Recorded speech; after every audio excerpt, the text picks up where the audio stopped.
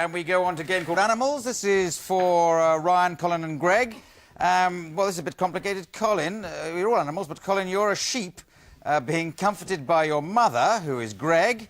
So you're also a sheep, obviously. After a bad first date with the local stud ram.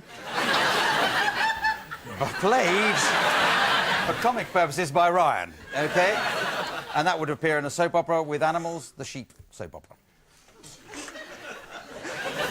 Oh, I feel so dirty. Oh, poor you, poor you. Don't even think about it.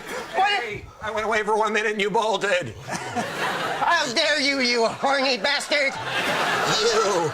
Why, I ought to bo-peep you right this instant. Hey, hey! She lied to me. Virgin wool my ass. Hey!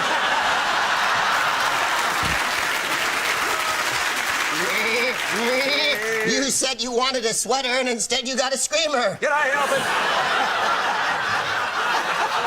You know I'm here. I have ears. Can't you see how horny I am? Yes, you're just like your old man. 2XY chromosomes. Exactly. Wham, bam, rammy, ma'am. All right, then I'll go. Will that make you happy? Yeah, why don't you go jump over some fences and make someone go to sleep? All right, I will. Wait! What? Forget about him. She can't forget about me. There's something about him. There's some musk that he uses or something. I can't get him out of my thoughts.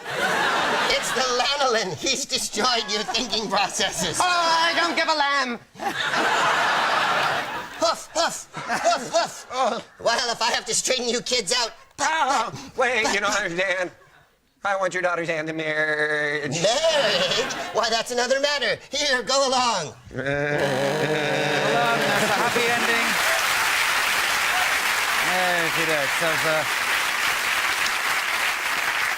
You see, as long as it's animals, Colin just takes over. It's a brilliant performance.